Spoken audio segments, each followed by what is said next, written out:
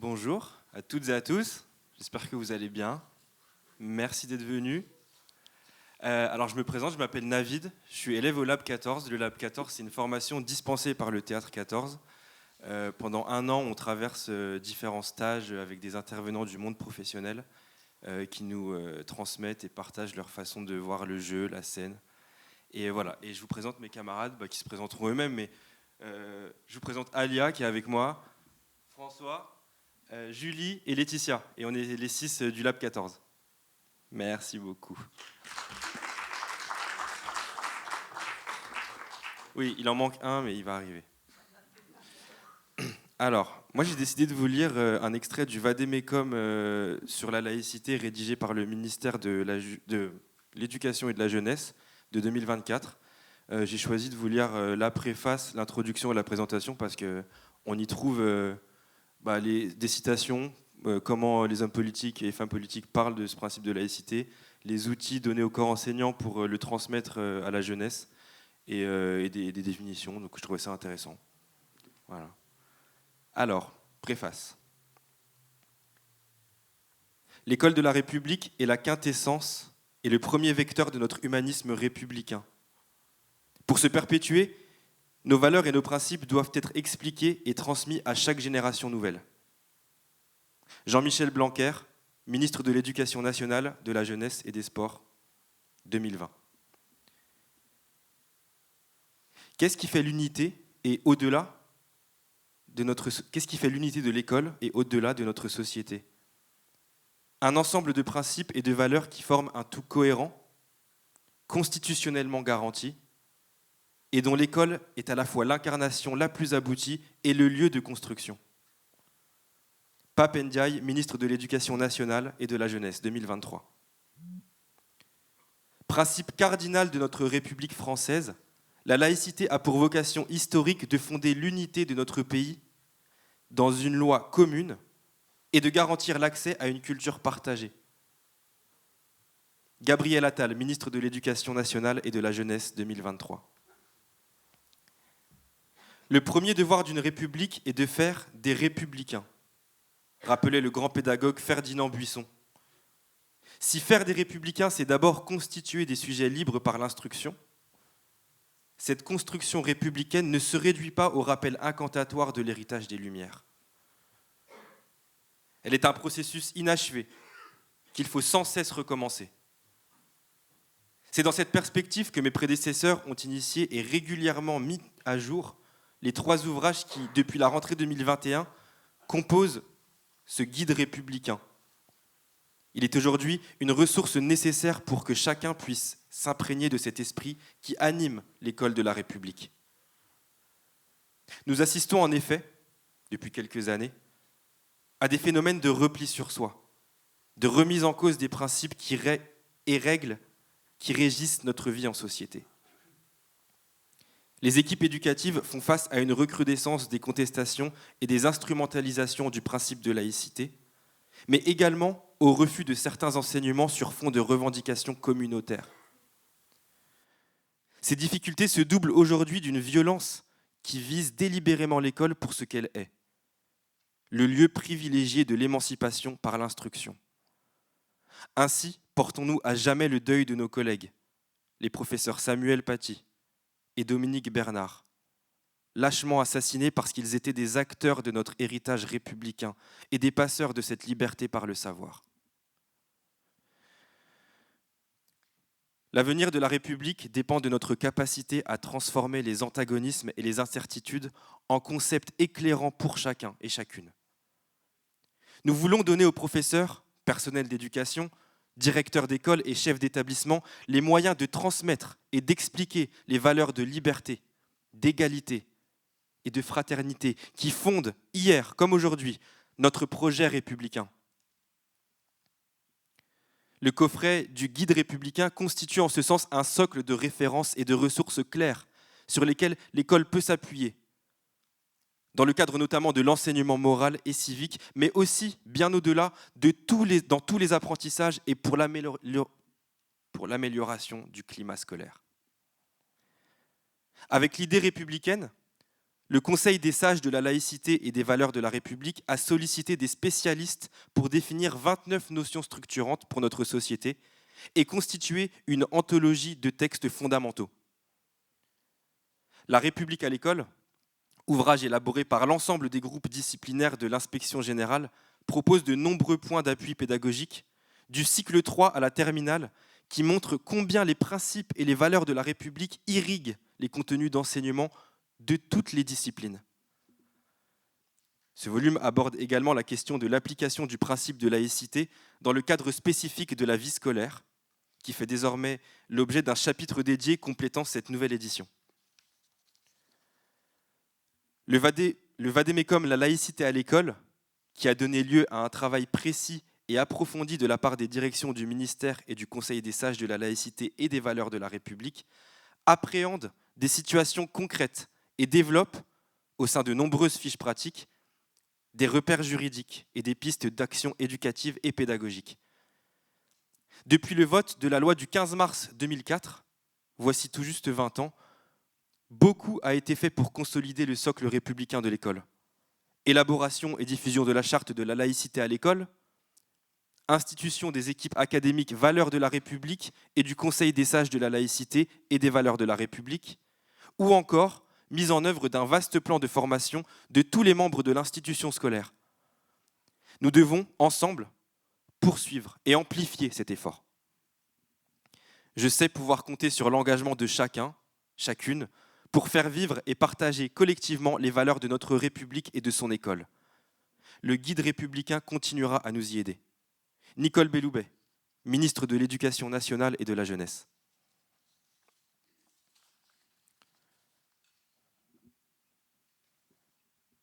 Principe inscrit à l'article 1er de la Constitution française. La France est une république indivisible, laïque, démocratique et sociale. La laïcité garantit la liberté de conscience et protège la liberté de croire, de ne pas croire et de changer de conviction. Elle permet à chacun de choisir ses convictions religieuses ou philosophiques. On peut, par exemple, être catholique, protestant, juif, musulman, bouddhiste, agnostique ou athée, mais chacun doit respecter les principes et valeurs qui sous-tendent une république laïque. La laïcité est le produit d'une longue histoire de la France.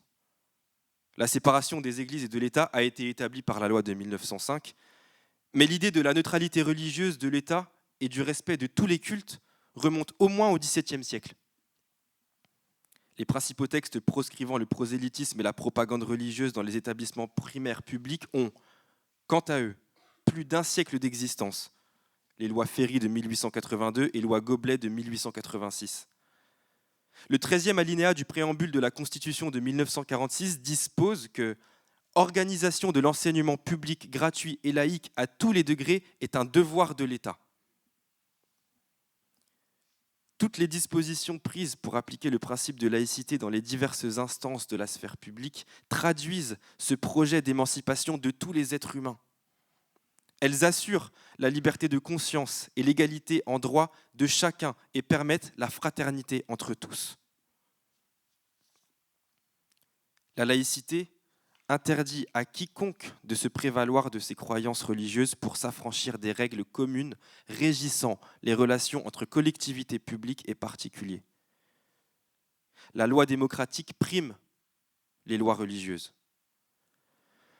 À l'école, ces dispositions reposent sur la distinction du savoir assuré par la communauté éducative et des croyances laissées à la liberté de chacun. Elle vise à préserver la sérénité qui doit régner dans chaque établissement public, car elle est précisément indispensable à la transmission des savoirs. Comme le dit bien l'article 6 de la Charte de la laïcité à l'école, la laïcité de l'école offre aux élèves les conditions pour forger leur personnalité, exercer leur libre arbitre et faire l'apprentissage de la citoyenneté. Elle les protège de tout prosélytisme et de toute pression qui les empêcherait de faire leur propre choix. Les lois, comme les décrets et les circulaires ministériels, s'imposent à tous et ne peuvent faire l'objet d'aucune négociation tendant à les aménager. S'il importe d'expliquer et d'expliciter le sens de ces dispositions, leur non-respect expose l'élève à des sanctions. Ouvrir le dialogue avec les élèves n'a donc pas pour but d'aménager une partie des textes en vigueur, mais vise à leur faire saisir le sens et les finalités des textes qui régissent le fonctionnement du système éducatif laïque. L'objectif de ce vade-mecum est de donner des outils au personnel de l'éducation nationale pour que l'ensemble des établissements scolaires publics de tous les degrés d'enseignement restent à l'abri de toute manifestation de propagande. Comme l'écrivait déjà Jean Zay, ministre de l'Éducation nationale et des Beaux-Arts dans sa circulaire de mai 1937, aucune forme de prosélytisme ne saurait être admise dans les établissements. Je vous demande d'y veiller avec une fermeté sans défaillance. Dominique Schnapper, présidente du Conseil des sages de la laïcité et des valeurs de la République. Présentation du vade-mecum. Des fiches pour expliquer le sens et la portée du principe de laïcité. Expliquer la laïcité, transmettre les valeurs et les principes qu'elle sous-tend, requiert une parole commune. Une connaissance partagée du sens et des enjeux du principe de laïcité est essentielle pour prévenir les contestations et y répondre de manière appropriée et concertée. Destinée aux chefs d'établissement, aux inspecteurs de l'éducation nationale du premier degré, aux directeurs d'école, aux membres des équipes pédagogiques et éducatives de l'enseignement public, aux inspecteurs du second degré et au personnel administratif, ce vade-mecum propose une série de fiches présentant des situations concrètes d'application du principe de laïcité. Il répond au besoin d'identifier les différents cas d'application dans les écoles et établissements, de leur apporter des réponses unifiées au regard du droit. La prise en charge de ces difficultés d'application passe par le dialogue avec les parents ou responsables légaux, le rappel de la loi et la création d'espaces de concertation pour les professionnels. Ces fiches peuvent être abordées dans un temps collectif de réflexion de l'équipe éducative, par exemple en réunion de pré-rentrée ou dans le cadre des formations laïcité et valeurs de la République des personnels d'enseignement et d'éducation et des personnels d'encadrement, dispensés notamment par des formateurs des équipes académiques valeurs de la République. Ce vade-mecum peut également intéresser les parents d'élèves ou responsables légaux afin qu'ils puissent mieux comprendre la logique de la laïcité au sein des établissements scolaires. Enfin, ce vade-mecum, cité dans le cadre du référentiel de formation de la Direction générale de l'administration et de la fonction publique à la laïcité, peut également servir de ressource pour les services de l'État, mais aussi pour les partenaires associatifs de l'école. Chacune de ces fiches offre les ressources juridiques disponibles en l'état actuel du droit et les arguments qui peuvent être mobilisés pour fonder et expliquer le respect du principe de laïcité. Les personnels en responsabilité sur place, directeurs d'école, chefs d'établissement, équipes pédagogiques, inspecteurs des premiers et seconds degrés et l'ensemble des enseignants pourront les utiliser pour discerner les caractéristiques de chaque situation et prendre les décisions justes. Leur efficacité sera également liée à la capacité des directions académiques, en relation étroite avec les équipes académiques valeurs de la République, à faire respecter de manière solidaire les règles de la laïcité. Les fiches de portée générale regroupent les principes d'action et les gestes professionnels recommandés pour le directeur d'école, le chef d'établissement et les équipes éducatives et enseignantes sous leur responsabilité. Les fiches ressources sont classées en 4 rubriques, selon la qualité des personnes concernées par l'application de principes de laïcité. Les élèves, les personnels, les parents d'élèves, les intervenants extérieurs. Chaque fiche est structurée de manière identique. Il s'agit de conduire une analyse des éléments de contexte des situations conflictuelles, d'identifier les différents enjeux et d'accompagner la mise en œuvre des réponses éducatives. Présentation de la situation, principes juridiques pour étayer l'analyse des conditions d'application du principe de laïcité. Exemple, conseil et pistes d'action. Ce vade-mecum constitue également le document d'appui des équipes académiques valeurs de la République. Il a vocation à s'enrichir des nouveaux cas que les équipes académiques transmettront à l'équipe nationale. Le dispositif ministériel. Depuis la rentrée 2017, une architecture institutionnelle renforcée accompagne la politique éducative visant à faire respecter et transmettre le principe de laïcité. Au niveau national, un conseil des sages de la laïcité et des valeurs de la République a été créé et placé auprès du ministère. Présidé par Dominique Schnapper, cette instance d'expertise a pour objet d'aider à préciser la position de l'institution scolaire en matière de laïcité et de faits religieux, notamment sur des cas inédits. Le pilotage de la politique de soutien à la laïcité en milieu scolaire a été confié au secrétaire général du ministère qui coordonne les travaux d'une équipe nationale Valeurs de la République composée de l'ensemble des directions d'administration centrale. Cette équipe est notamment chargée d'appuyer et d'animer les équipes académiques Valeurs de la République. Dans chaque académie a été mise en place une équipe Valeurs de la République, placée sous la responsabilité du recteur d'académie et qui a vocation à répondre aux demandes des écoles et des établissements et à leur apporter un soutien concret, soit à la suite d'un signalement, soit dans le cadre d'un accompagnement à plus long terme. Ces équipes se caractérisent par leur capacité d'intervention sur le terrain et par la pluralité de leur expertise. Dans le cadre des écoles académiques de la formation continue, le réseau des formateurs laïcité et valeurs de la République peut être mobilisé pour organiser des formations répondant aux besoins identifiés localement. Merci beaucoup.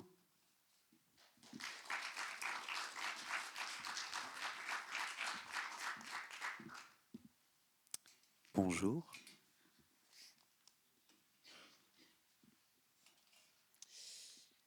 Alors, moi je vais vous lire deux extraits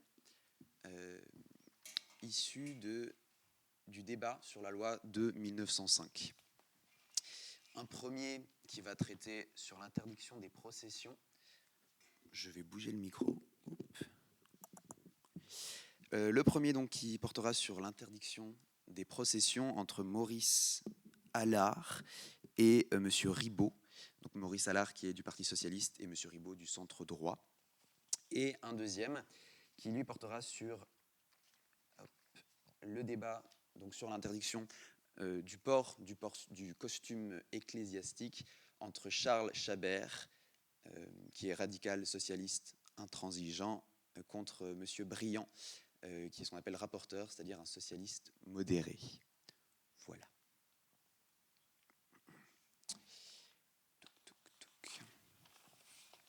Donc on va commencer sur le débat sur l'interdiction des processions. Monsieur Maurice Allard. Quand nous manifestons, nous n'avons ni ophicléides, ni saints portés sur des estrades, ni jeunes filles et jeunes enfants en blanc, ni paniers remplis de roses, ni encens, ni vases sacrés, ni vicaires avec des surplis. Enfin, il n'y a pas dans les manifestations ce que vous voyez dans les processions, c'est-à-dire une organisation antérieure ayant pour but d'élever des reposoirs dans les carrefours, de disposer des guirlandes, des décorations de fleurs ou d'arbres, des draps sur les murailles, d'installer toute une organisation théâtrale, en un mot, de transformer la commune en une vaste chapelle. Dans la procession, il y a le clergé qui officie, des chantres qui psalmodient, le Saint-Sacrement que l'on promène comme représentant de la divinité, c'est le culte tout entier qui s'étale et s'impose à tous sur la voie publique. Or, nous avons le droit d'exiger que le culte reste à l'intérieur de son temple, où nous n'irons pas le chercher. Mais il n'a pas le droit d'en sortir pour nous braver et exiger de nous un respect que nous n'avons pas et que nous ne pouvons pas avoir pour lui. On a donc tort de comparer les manifestations que nous voulons, nous, socialistes, libres pour tous, et la procession qui ne sont autre chose que le culte sortant de son temple, avec la prétention insolente de prendre la commune pour théâtre de ses exercices et de s'imposer au respect de tous. Il y a entre deux choses une différence essentielle et je m'étonne qu'il se trouve des collègues pour méconnaître cette distinction. la réponse de M. Ribot. Je ne veux pas instituer avec mon honorable collègue M. Allard une dissertation sur les caractères distinctifs des processions et des autres manifestations. Vous admettez en somme que les catholiques pourront descendre dans la rue lorsqu'ils pousseront des cris violents et qu'ils n'auront pas de musique. Je trouve que ces distinctions ne répondent pas à la véritable conception de la liberté. Vous êtes ici un théoricien, mais si vous allez dans nos villages, le jour où se déroule une humble procession en l'honneur de la fête Dieu, ou dans la ville d'Orléans, le jour où M. Rabier prend la tête du cortège, vous verrez que dans la foule, on ne fait pas toutes les distinctions que vous faites et que beaucoup de libres penseurs disent avec une certaine philosophie, nos mœurs, nos traditions autorisent ces processions. Pourquoi ferions-nous appel à la loi pour les interdire ? Pourquoi ferions-nous violence aux croyances, aux habitudes, aux mœurs des populations ? Car enfin, les Français sont bien libres d'être des catholiques et de ne pas se conformer tous à l'idéal philosophique que vous pouvez avoir. Nous sommes un peuple qui aime encore les processions. Monsieur Maurice Allard, pas sur la voie publique. Monsieur Ribot, mais la voie publique appartient à tout le monde. Ce n'est pas à vous qu'elle appartient.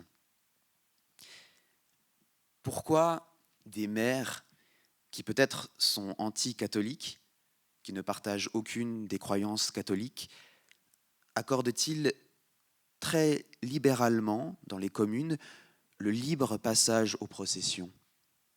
C'est parce qu'ils savent qu'il s'agissait autrement, que s'ils agissaient autrement, ils choqueraient les sentiments de toute la population, non pas seulement des catholiques, mais aussi des libres penseurs, que ce soit des commerçants ou d'autres citoyens. Il y a là un consensus général, une tradition acceptée par tout le monde, un état de choses qui ne soulève aucune colère. Êtes-vous bien sûr que demain, la prohibition établie par vous avec ce caractère blessant ne va pas soulever dans un très grand nombre de nos communes, non pas seulement des regrets, mais une opposition nouvelle à la loi que vous votez en ce moment?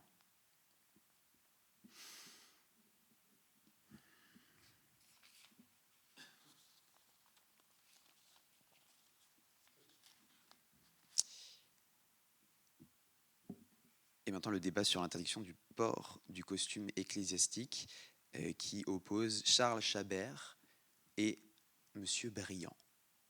Donc, le député radical socialiste de la Drôme, donc Charles Chabert, réclame l'interdiction du port de la soutane hors des lieux de culte.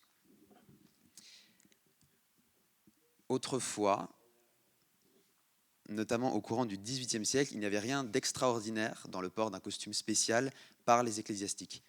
Chaque catégorie de citoyens avait le sien propre. Mais aujourd'hui, ces catégories n'existent plus et tous les citoyens, quels qu'ils soient, depuis le plus humble jusqu'au plus illustre, depuis le plus pauvre jusqu'au plus riche, s'habillent à peu près de la même façon. Et alors, pourquoi maintiendrait-on aux ecclésiastiques le privilège de conserver et de porter un costume qui jure si étrangement avec les mœurs et les goûts modernes?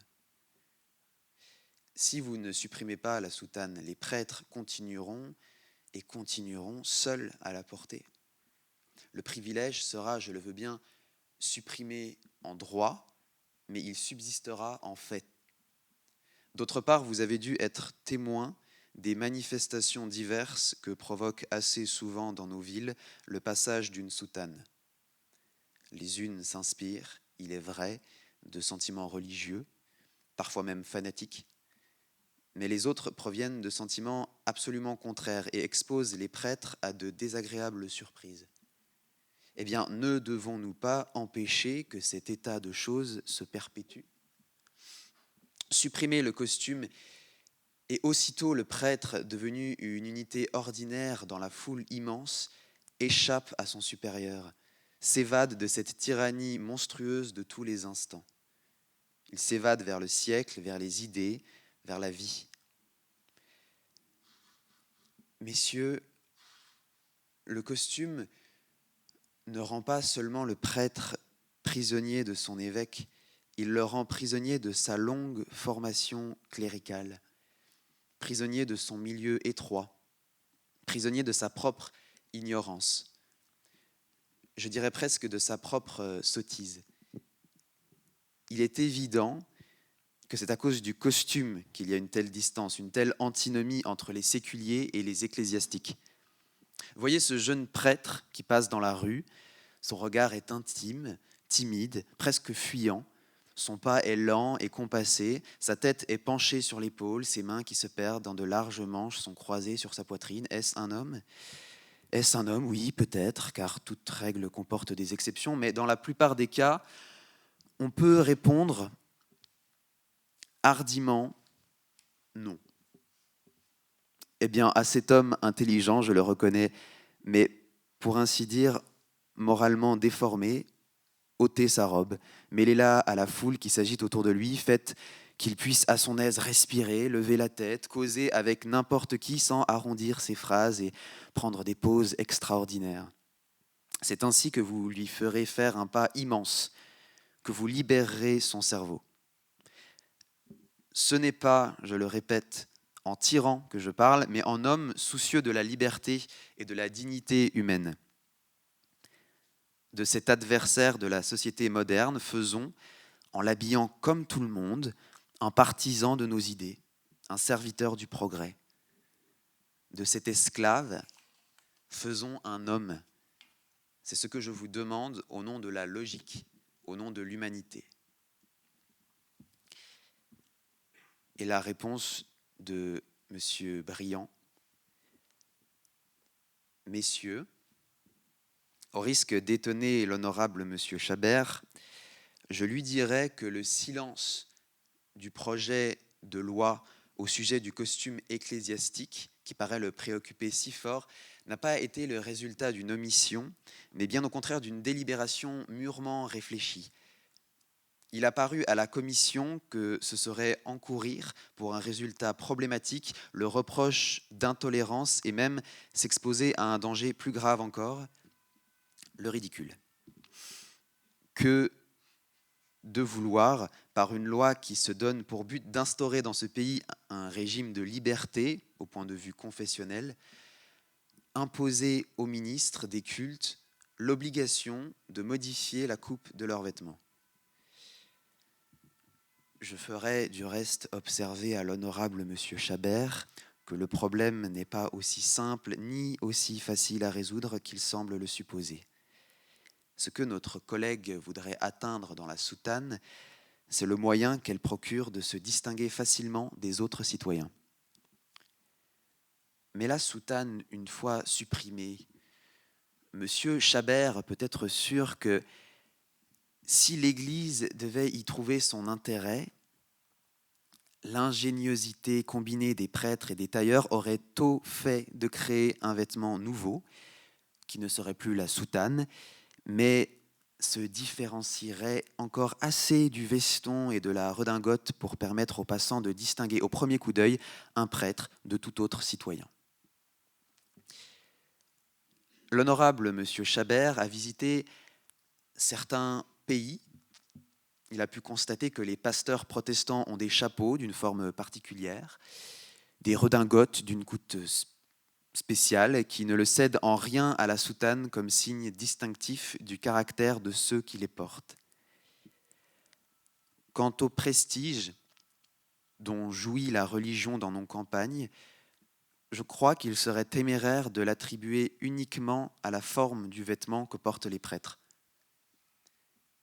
L'influence de l'Église tient à d'autres cases, moins faciles à détruire. Sinon, il y a longtemps que la libre pensée aurait déjà triomphé du dogme. Votre commission, messieurs, à penser qu'en régime de séparation, la question du costume ecclésiastique ne pouvait pas se poser. Ce costume n'existe plus pour nous avec son caractère officiel, c'est-à-dire en tant qu'uniforme protégé par l'article 259 du Code pénal. La soutane devient, dès le lendemain de la séparation, un vêtement comme un autre, accessible à tous les citoyens, prêtres ou non. C'est la seule solution qui nous est parue conformer au principe même de la séparation et celle que je prie la Chambre de vouloir bien adopter.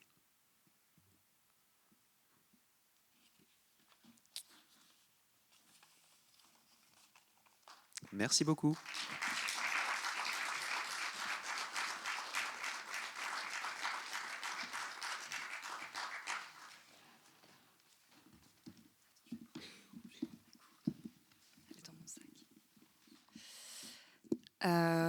Rebonjour. Julie et moi-même, nous allons vous lire un extrait d'un livre d'Abdenour Bidar, qui est un philosophe et essayiste français. Donc son livre, c'est Le génie de la France, le vrai sens de la laïcité.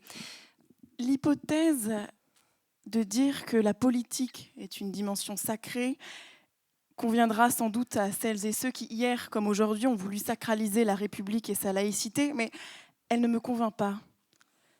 Je ne pense pas que nous ayons dit non au sacré religieux pour dire oui au sacré politique.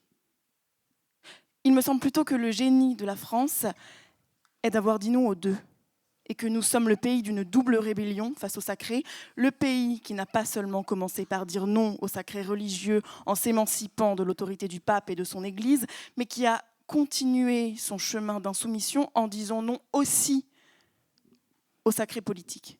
Non à tout ce qui ressemblerait de près ou de loin à la religion civile. Voilà, selon moi, tout le sens véritable de la laïcité, par quoi elle concentre et couronne le génie français.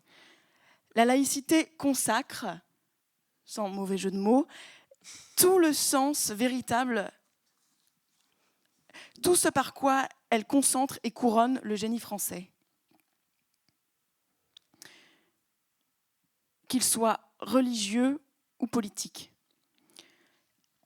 Elle achève de faire de la France le terminus des ambitions du pouvoir sacré, le terminus des dominations de l'homme par des formes sacralisées, qu'elles soient religieuses ou profanes, le lieu, en ce sens, d'une entière sortie de la religion, comme dit Marcel Gauchet, qu'elle soit métaphysique ou historique.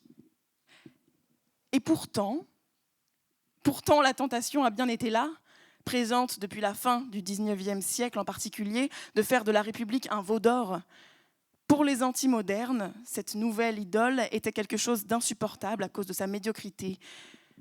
Eux aussi furent des Français qui dirent non, fustigeant des droits de l'homme, la démocratie puis l'État-providence comme autant de nivellements par le bas de la société égalitaire. Ils considéraient ainsi le sacré républicain comme une épouvantable parodie de la transcendance et de la majesté du sacré religieux. On parle là non seulement de Joseph de Maistre ou de Charles Maurras, mais de tous ceux qui, comme eux, désapprouvaient en particulier la sacralisation de la souveraineté du peuple. Par exemple, Charles Baudelaire, que la haine contre-révolutionnaire de la souveraineté populaire et du suffrage universel conduit à dire « monarchie ou république, basées sur la démocratie, sont également absurdes et faibles ». Y compris chez ceux qui, comme Péguy, développeront une mystique républicaine. La dénonciation suivra aussitôt au motif que l'État et ses gouvernants, sans même parler du peuple, sont incapables de la faire exister comme transcendance réelle. Quand donc l'État, écrivait-il, fabricant d'allumettes et de contraventions, comprendra-t-il que ce n'est point son affaire que de se faire philosophe et métaphysicien ? Il faut entendre là comme un écho de la fameuse phrase de Jean-Jacques Rousseau « S'il y avait un peuple de Dieu, il se gouvernerait démocratiquement. » Ce qui veut dire que la condition peut-être impossible, pour qu'existe réellement le sacré démocratique ou républicain, serait que des individualités de très haut rang, au moins des saints ou des sages, en soient les citoyens. Or, cela est incompatible avec la promotion démocratique moderne du simple individu moyen, de l'ego de base, engoncé dans ses passions et émotions primaires, ses désirs grossiers, ses peurs, ses illusions et son ignorance au rang d'électeur ou d'élu. Donc, CQFD, la sacrée démocratique ou républicaine, est un leurre et un mensonge. Et je vais continuer sur la contre-indication du laïcisme. Alors, cible de ces antimodernes, tout un courant de pensée politique puissamment inspiré par la philosophie d'Auguste Comte va déployer sa conception d'une religion de l'humanité, soucieuse de promouvoir le culte rationnel des droits de l'homme, de la démocratie, de la République, de ses valeurs et du principe de laïcité. Mais celui-ci, précisément, invalide toute cette construction, toute cette idéalisation de la République comme un nouvel ordre religieux. La laïcité est le démenti même de la théorie du fanatisme d'une religion civile. Comme l'a bien expliqué Jean-Yves Pancher, qu'on embrasse très fort, en se référant notamment à Marcel Gauchet et Catherine Kinsler. En effet, écrit-il par définition que la laïcité défait le théologico-politique. Et ce pour une raison simple. En France, des lois scolaires des années 1880 et de la loi de séparation de l'Église et de l'État de 1905, jusqu'à ces réformulations philosophiques contemporaines, la volonté laïque a toujours été d'assurer la neutralité religieuse de l'État contre toute confusion du théologique et du politique. Le mot même de laïcité, sans équivalent anglais, exprimerait, nous dit-on, la pureté de leur distinction. Couplage de la séparation de l'Église et de l'État et d'une stricte sécularisation de l'espace de la citoyenneté, la laïcité serait plus qu'un simple cas d'une sécularisation aux contours incertains, plus qu'un mode de tolérance ou de pluralisme religieux. Elle serait la seule institution rigoureuse de la distinction entre la sphère du politique et celle du religieux. Ainsi, poursuit-il, la laïcité se tiendrait à égale distance de deux dangers symétriques et inverses.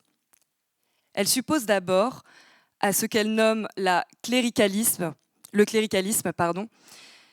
subordination indue du politique et des autorités théologiques qui place les incroyants et les hérétiques en position d'anomalie, voire de persécution. Mais elle s'oppose aussi à toute intervention du politique dans la sphère religieuse. Elle ne doit pas prendre la forme d'un laïcisme, d'un totalitarisme séculier, donc d'un pouvoir politique sans religion qui fonctionne comme une religion. Alors ce dernier point est particulièrement important, car il indique bien, sous la forme d'un avertissement, la fausse route qu'aurait prise la laïcité avec le laïcisme, pour y perdre complètement le sens d'elle-même. Cette fausse route aurait été celle du oui à la religion civile, c'est-à-dire l'institution de la République en religion d'État. Alors qu'en est-il des églises et de l'État si celui-ci était devenu lui-même une église ? Cela aurait été extrêmement grave et nous aurait menacé d'un totalitarisme séculier. Comme dit Pancher, car l'État moderne détient le monopole de la violence légitime, du pouvoir d'ordonner, de contraindre, d'interdire. Si par conséquent, il avait été une église, celle-ci aurait été toute puissante vis-à-vis de la société et dès lors des abus de pouvoir n'aurait rencontré en face d'elle aucune opposition ni limite. Telle est la contradiction du laïcisme. En voulant faire de la laïcité une religion civile, il trahit le non-laïque à tout pouvoir exercé de manière absolutiste. En fait, comme explique Pancher, notre cher collègue ici présent, La laïcité exclut toute religion civile, voire a en elle son pire ennemi. Elle exclut d'être une religion séculière, fût-ce sous la forme paradoxale d'une de ces contre-religions dont l'aventure communiste a donné l'exemple. Son refus de reconnaître les cultes, comme l'écrit la loi du 9 décembre 1905, signifie aussi un refus d'empiéter sur leur ordre propre. L'espace public laïque n'est pas un espace d'hostilité aux religieux. Il n'est pas un espace d'où le religieux aurait été évacué pour n'exister plus que dans la sphère privée. Il est l'espace commun que partagent à égalité les croyants de toute confession et les incroyants. La laïcité proprement dite consisterait précisément à ne pas transposer la théologie dans le politique, mais à interdire leur amalgame qui vaut dénaturation. Merci pour cette mise au point très juste. Alors, je me permets de soulever le soupçon le plus lourd qui pèse sur la laïcité depuis sa naissance, à savoir sa supposée ambition ou intention d'être une nouvelle religion, dont le but serait de prendre place des religions anciennes et de les éliminer. Ainsi, le soupçon le plus lourd ne concerne pas la secrète complaisance au catholicisme qui dissimulerait la laïcité. Il est à l'inverse que la laïcité aurait procédé d'une décision religieuse contre le catholicisme. Son cœur théologico-politique serait la promotion d'une religion de l'autonomie contre la religion de l'hétéronomie, contre l'Église fondée sur l'autorité intangible de sa tradition et sur le dogme de l'infaillibilité pontificale. Burke avait déjà dénoncé les révolutionnaires français comme des théologiens politiques et des politiciens théologiques. Remarquable occurrence de cette expression, alors très rare. La formule visait l'unilatéralité abstraite d'une politique bafouant des droits historiques et des besoins sociaux reflétés par des traditions religieuses. Elle suggérait aussi que, dans son hostilité à la religion établie, l'idée même des droits de l'homme avait un sens théologique. Bon, résumons. Nous ne saurions sacraliser notre République, notre État, nos valeurs, sans nous trahir, en abdiquant notre liberté face à la majesté de leur absolutisation. Comme l'écrit Guy Coq à ce sujet, vouloir reconstruire le sacré pour fonder la société sécularisée présente un grand danger. Ce serait préparer la place à une nouvelle instance religieuse qui serait à nouveau candidate à la domination du sens de la société. Oui, merci.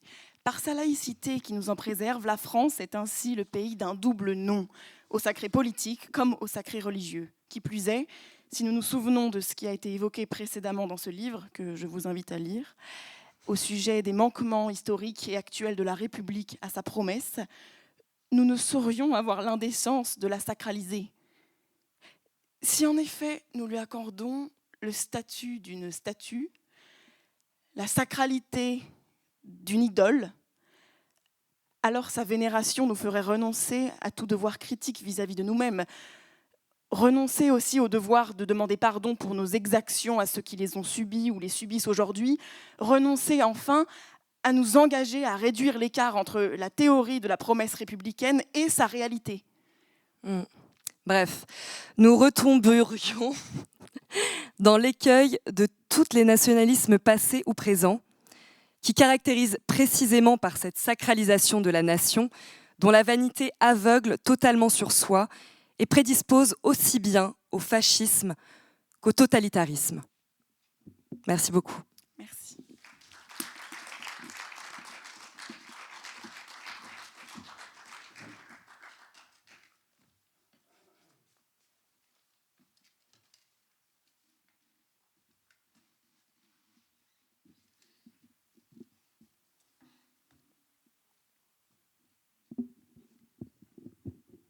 Bonjour à tous. Alors, comment... Hop. Voilà, c'est mieux, je pense. Hop. Donc je voudrais continuer cette série de lectures avec une lecture de la lettre de Jules Ferry aux instituteurs du 27 novembre 1983. 1883.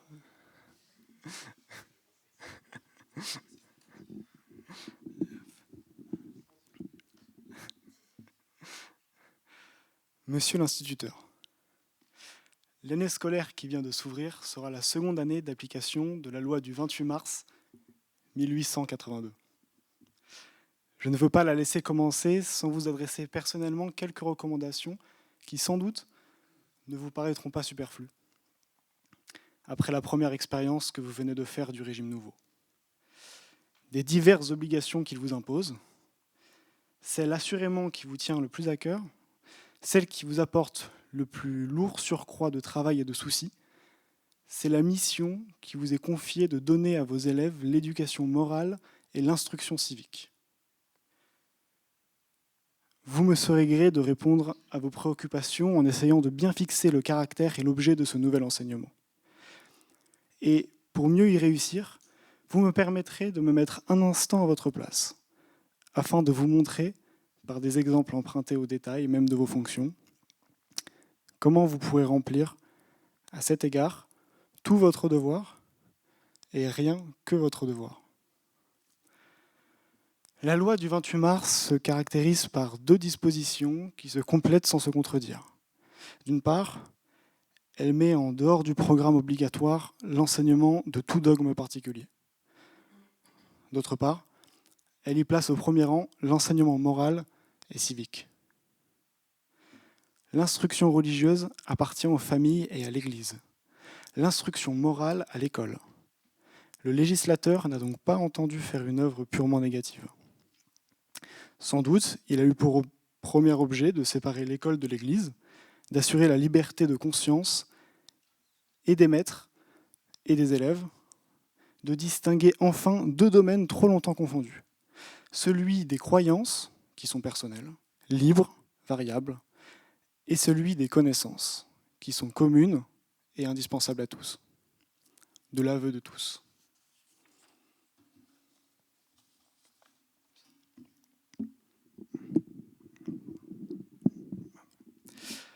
Mais il y a autre chose dans la loi du 28 mars. Elle affirme la volonté de fonder chez nous une éducation nationale et de la fonder sur des notions du devoir et du droit que le législateur n'hésite pas à inscrire au nombre des premières vérités que nul ne peut ignorer. Pour cette partie capitale de l'éducation, c'est sur vous, monsieur, que les pouvoirs publics ont compté. En vous dispensant de l'enseignement religieux, on n'a pas songé à vous décharger de l'enseignement moral. C'eût été vous enlever ce qui fait la dignité de votre profession. Au contraire, il a paru tout naturel que l'instituteur, en même temps qu'il apprend aux enfants à lire et à écrire, leur enseigne aussi ces règles élémentaires de la vie morale, qui ne sont pas moins universellement acceptées que celles du langage ou du calcul. En vous conférant à de telles fonctions, le Parlement s'est-il trompé ? A-t-il trop présumé de vos forces, de votre bon vouloir, de votre compétence ? Assurément, eût-il encouru ce reproche s'il avait imaginé de charger tout à coup 80 000 instituteurs et institutrices d'une sorte de cours ex-professo sur les principes, les origines et les fins dernières de la morale. Mais qui jamais a conçu rien de semblable ? Au lendemain même du vote de la loi, le Conseil supérieur de l'instruction publique a pris soin de vous expliquer ce qu'on attendait de vous. Et il l'a fait en termes qui défient tout équivoque. Vous trouverez ci inclus un exemplaire des programmes qu'il a approuvés et qui sont pour vous le plus précieux commentaire de la loi. Je ne saurais trop vous recommander de les relire et de vous en inspirer. Vous y puiserez la réponse aux deux critiques opposées qui vous parviennent. Les uns vous disent « Votre tâche d'éducateur moral est impossible à remplir ». Les autres, elle est banale et insignifiante. C'est placer le but ou trop haut ou trop bas. Laissez-moi vous expliquer que la tâche n'est ni au-dessus de vos forces, ni au-dessous de votre estime, qu'elle est très limitée et pourtant d'une grande importance, extrêmement simple, mais extrêmement difficile.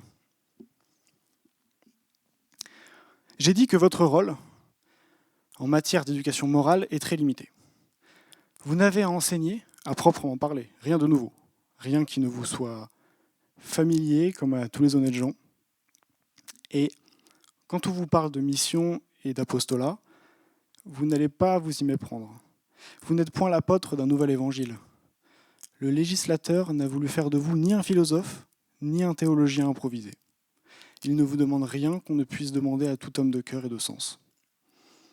Il est impossible que vous voyiez chaque jour tous ces enfants qui se pressant autour de vous, écoutant vos leçons, observant votre conduite, s'inspirant de vos exemples, à l'âge où l'esprit s'éveille, où le cœur s'ouvre, où la mémoire s'enrichit, sans que l'idée vous vienne aussi de profiter de cette docilité, de cette confiance, pour leur transmettre, avec les connaissances scolaires proprement dites, les principes mêmes de la morale.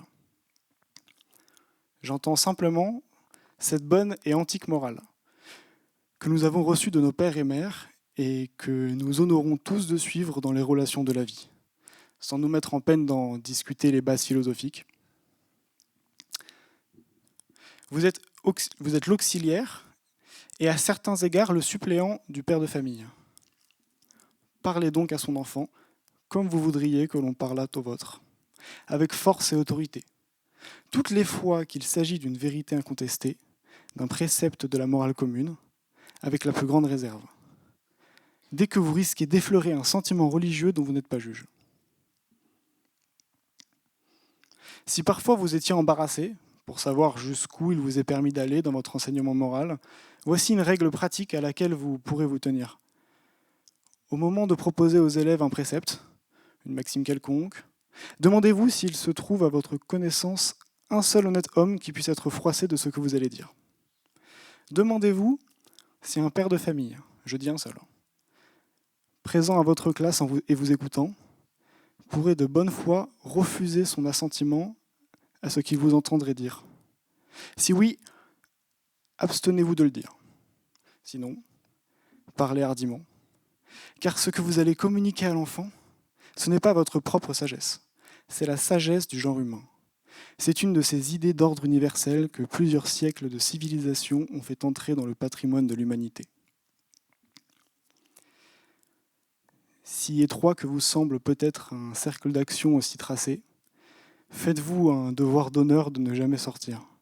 Restez en deçà de cette limite plutôt que de vous exposer à la franchir. Vous ne toucherez jamais avec trop de scrupules à cette chose délicate et sacrée qui est la conscience de l'enfant. Mais une fois que vous vous êtes ainsi loyalement enfermé dans l'humble et sûre région de la morale usuelle, que vous demande-t-on ? Des discours ? Des dissertations savantes ? De brillants exposés ? Un doc d'enseignement ? Non. La famille et la société vous demandent de les aider à bien élever leurs enfants, à en faire des honnêtes gens.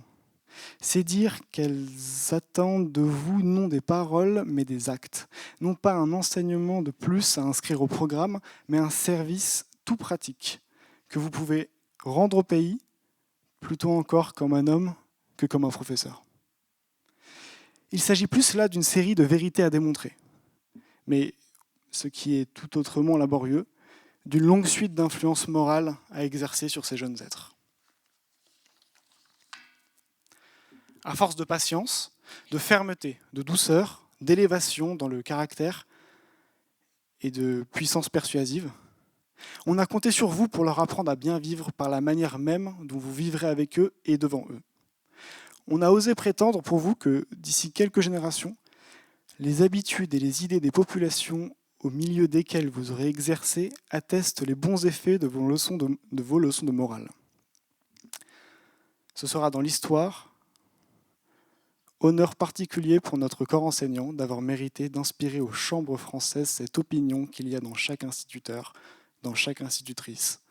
Un auxiliaire naturel du progrès moral et social, une personne dont l'influence ne peut manquer, en quelque sorte, d'élever autour d'elle le niveau des mœurs.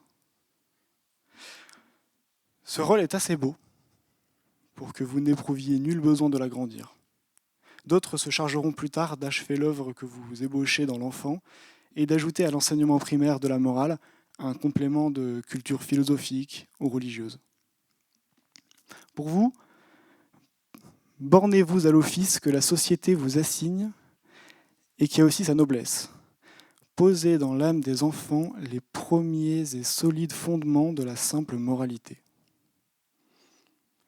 Dans une telle œuvre, vous le savez, monsieur, ce n'est pas avec des difficultés de théorie et de hautes spéculations que vous avez à vous mesurer. C'est avec les défauts, des vices, des préjugés grossiers. Ces défauts, il ne s'agit pas là de les condamner. Tout le monde ne les condamne-t-il pas ?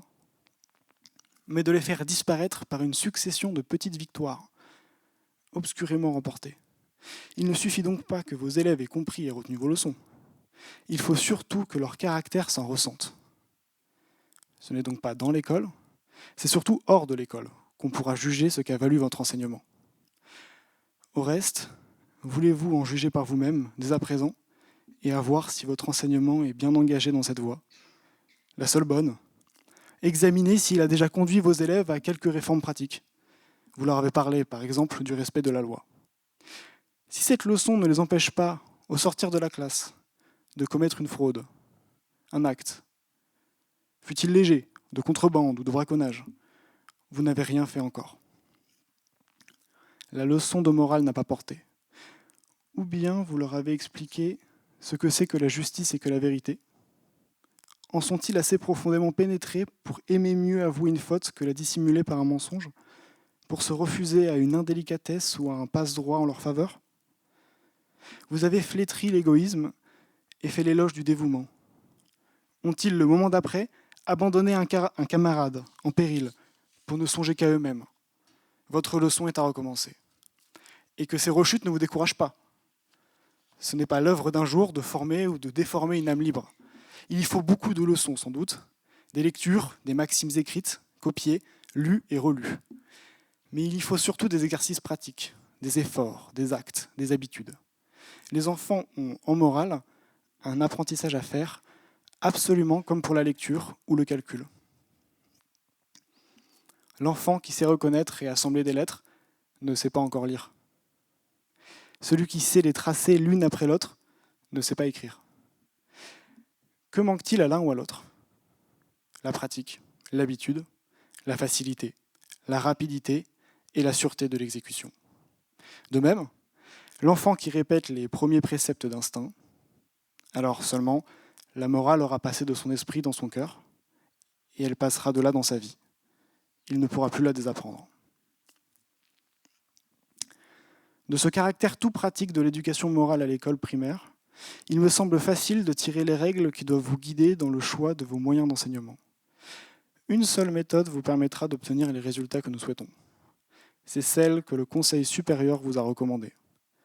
Peu de formules, peu d'abstractions, beaucoup d'exemples, et surtout d'exemples pris sur le vif de la réalité.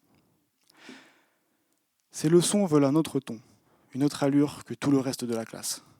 Je ne sais quoi de plus personnel, de plus intime, de plus grave. Ce n'est pas le livre qui parle, ce n'est même plus le fonctionnaire, c'est pour ainsi dire le père de famille, dans toute la sincérité de sa conviction et de son sentiment. Est-ce dire qu'on puisse vous demander de vous répandre en une sorte d'improvisation perpétuelle, sans alimenter et sans appui du dehors ?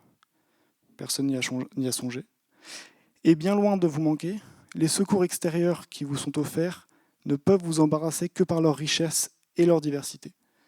Des philosophes et des publicistes, dont quelques-uns comptent parmi les plus autorisés de notre temps et de notre pays,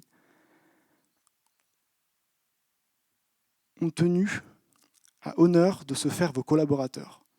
Ils ont mis à votre disposition ce que leur doctrine a de plus pur et de plus élevé. Depuis quelques mois, nous voyons grossir presque de semaine en semaine le nombre des manuels d'instruction morale et civique. Rien ne prouve mieux le prix que l'opinion publique attache à l'établissement d'une forte culture morale par l'école primaire.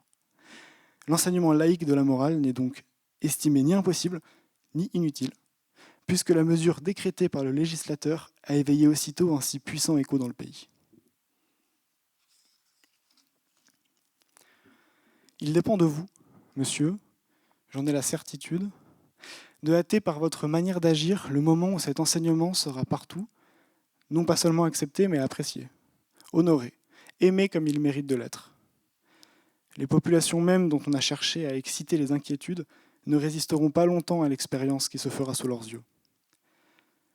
Quand elles vous auront vu à l'œuvre, quand elles reconnaîtront que vous n'avez d'autre arrière-pensée que de leur rendre leurs enfants plus instruits et meilleurs, quand elles remarqueront que vos leçons de morale commencent à produire de l'effet, quand leurs enfants rapportent de votre classe de meilleures habitudes, des manières plus douces et plus respectueuses, plus de droiture, plus d'obéissance, plus de goût pour le travail, plus de soumission aux devoirs, enfin tous les signes d'une incessante amélioration morale, alors la cause de l'école laïque sera gagnée.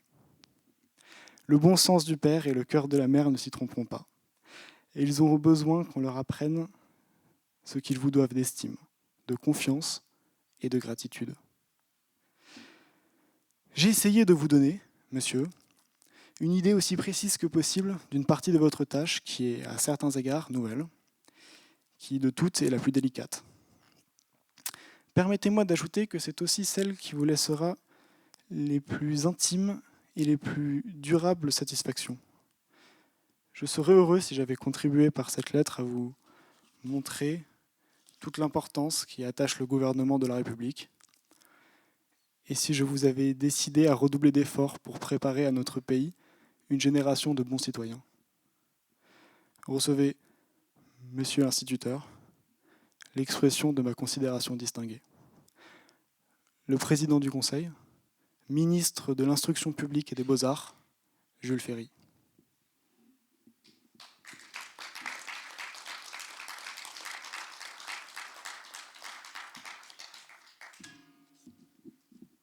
Rebonjour.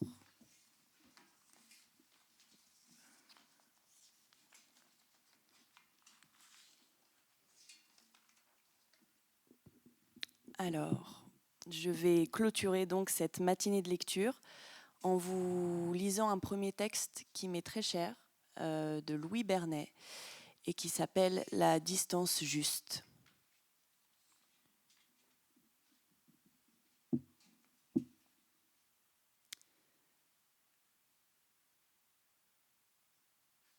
Je ne te demande pas en quoi tu crois, ni le nom que tu dis quand la nuit t'opprime. Je te demande un lieu commun, simple et droit, où nul ne dicte au monde sa propre maxime. La laïcité n'est ni vide, ni refus. Elle n'efface aucun corps, aucun visage. Elle pose une règle claire et sans abus. La loi ne croit jamais. Elle protège le lien. Croire est un droit entier, mais douter l'est aussi. La conscience n'obéit qu'à sa propre lumière. Mais ce qui naît dans l'ombre d'un choix précis ne peut régenter la rue, l'école et la terre. Quand une certitude devient norme écrite, elle cesse de chercher, commencer à trancher. Et ce qu'on nomme ordre, stable et explicite, devient silence forcé, corps à redresser. La République, elle, ne promet pas le ciel. Elle promet un cadre pour tenir s'employer. Elle n'a pas de dogme, elle a l'essentiel. Des règles communes pour pouvoir se parler. Elle ne te demande pas de cacher ton signe, ni d'éteindre ta voix, ni de baisser les yeux. Elle te demande peu baisser la ligne, que ton absolu s'arrête aux portes des lieux. Je crois, tu crois. Un autre refuse la loi, la foi. Et ce désaccord-là n'est pas une menace. Il est la preuve nue, fragile, sans loi, qu'on peut vivre ensemble sans se faire la chasse. La laïcité n'est pas une guerre aux croyants, c'est un refus net de toute domination. Elle sait que le pire arrive souvent quand on délègue au ciel toute décision. À l'école, à l'hôpital, au tribunal, elle tient la balance à distance égale. Ni prière officielle, ni morale globale, mais la loi pour tous, sans idéal sacral. Car quand un État croit parler au nom du vrai, il cesse d'écouter et commence à ordonner. Et la liberté lente qu'il disait protéger se retrouve sommée d'entrer dans le regret. La laïcité est sobre, exigeante, dure. Elle ne rassure pas. Elle ne flatte aucun camp.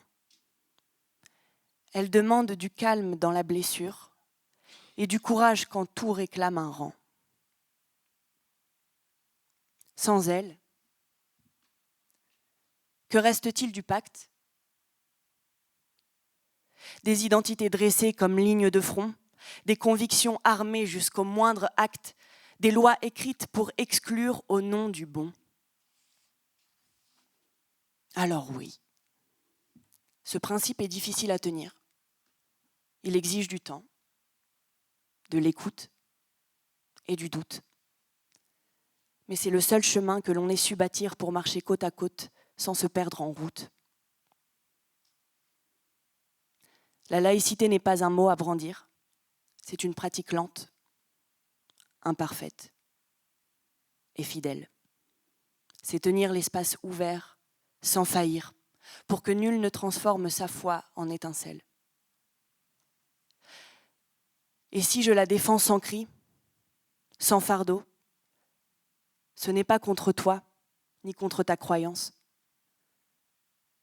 C'est pour que chacun, ici-bas, garde le flambeau, de vivre sa vérité sans imposer sa puissance.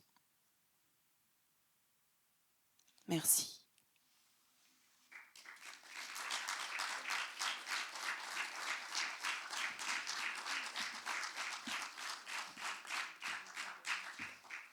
Et merci de nous avoir écoutés ce matin.